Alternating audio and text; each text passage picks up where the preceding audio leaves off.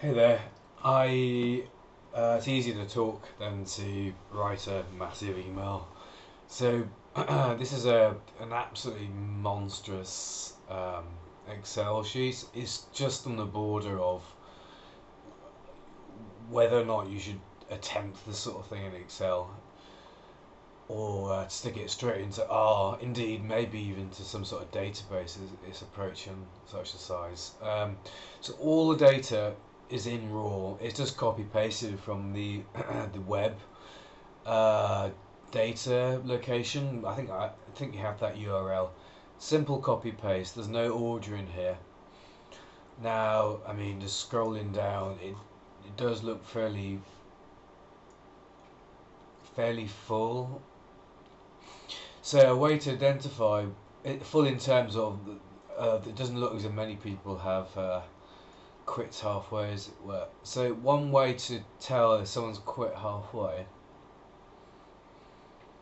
let's just scroll down and find someone who has quit. Now there's one or two variables that are only stored at the very end. Gosh, it looks like nobody's. That's, there must be someone who hasn't.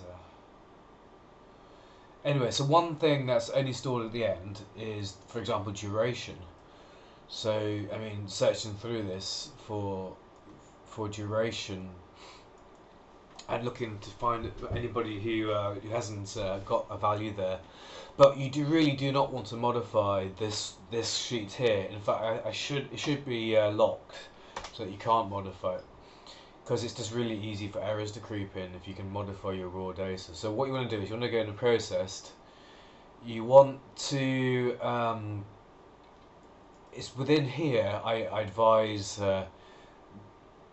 doing your mischief. So anyway, we're gonna look at duration AQR. We're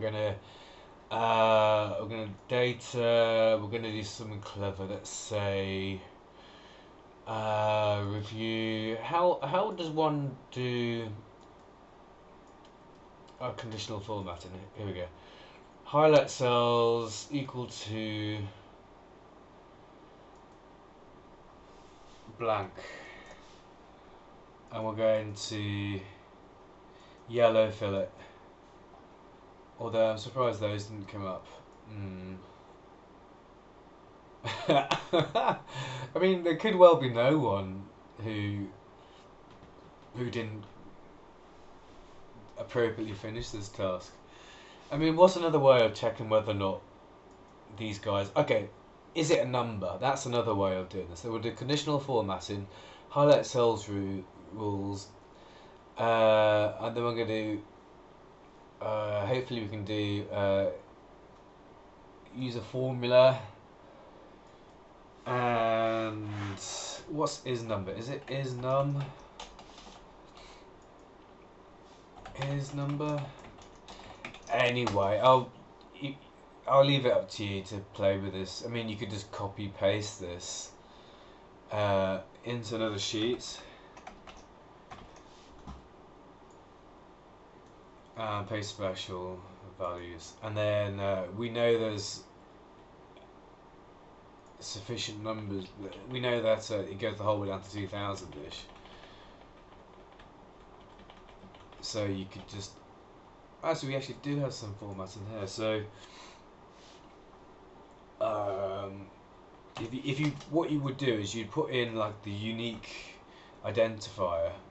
You copy the column we just copied, and you'd also copy a unique user identification number, which is totally unique for each person. It's very low probability anyway that any two numbers would equal.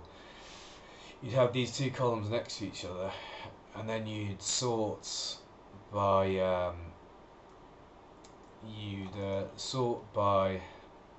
column A, data sorts column A, dung. And let's just see if we scroll down whether we got any missing values next to the X. We don't.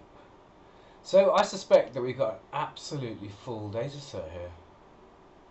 I guess given it was quite a lucrative hit, that would explain that.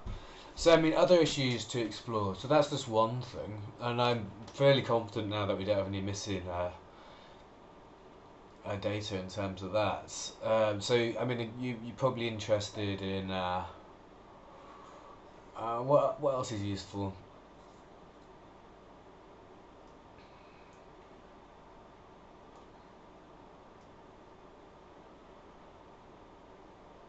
I would just pick. Well, let's do something. We're going to go to the very last person. It's important that the extremes of the matrix here match up with where they've been extracted from in the raw data. So does that disgusted tally with whatever value in this extreme table here? So sorry, in this raw data here. So that is ANQ 2015. ANQ 2015. ANQ.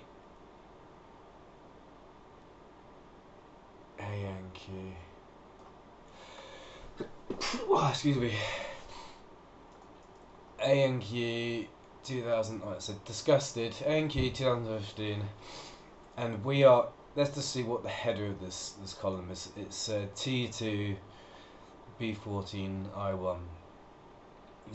I think there's very low likelihood that there's going to be any error in this sort of thing, because it's just simply copy and paste. B14 I1. B14 I1, yeah, exactly the same thing. But I would maybe suggest doing that for a few random things to make sure that the column headers tally with the. They will do though. I mean, there's like minute chance that would not be the case. So I guess slightly scarier stuff happens when we go from process to descriptives. So I've used a formula here. So I would actually be quite keen on copy pasting this entire sheet, but copy pasting their values. So copy. Let's just go into entirely new sheets, and I'm going to paste the values, because you don't want to paste the formulas because they're absolutely ridiculously huge, the formulas. And actually what we're going to do now is we're going to select all of our data. I'm going to actually cheat. I'm going to hide the majority of the data so that we don't have to faff around. We're going to the bottom of the file. Let's do this. Highlight all of our data and go data sorts. Let's sort according to B.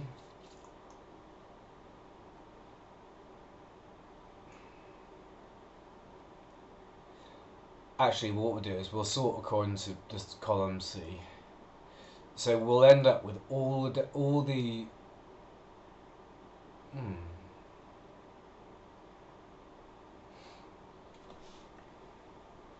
Well, we should have ended up with a huge big row of equal values next to each other. So they should have been into groups. Let me just see if I mucked it up in any fashion. Column C. Okay. That's quite baffling. That really should have sorted them according to these values here. I'll leave that with you anyway. So I guess you know what I'm after. I'm after to create discrete chunks of data to which you can actually go through and count the individual numbers of, say, for example, angry for a given condition, and to make sure that tallies up with this computationally determined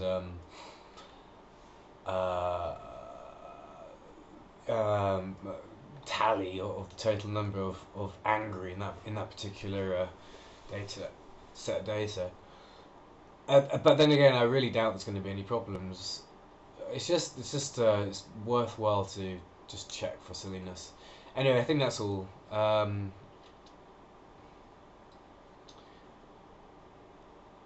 I'm a bit perplexed as to why I can't sort that. It might be because the datasheet is so huge. Let's see if we can sort by B. Yeah, I can sort by B. How baffling. So what I'll do now is I'll sort by B, and I'll also sort by C. No, it's not letting me do it. How peculiar. I'll leave that with you. Anyway, cheers, bye bye.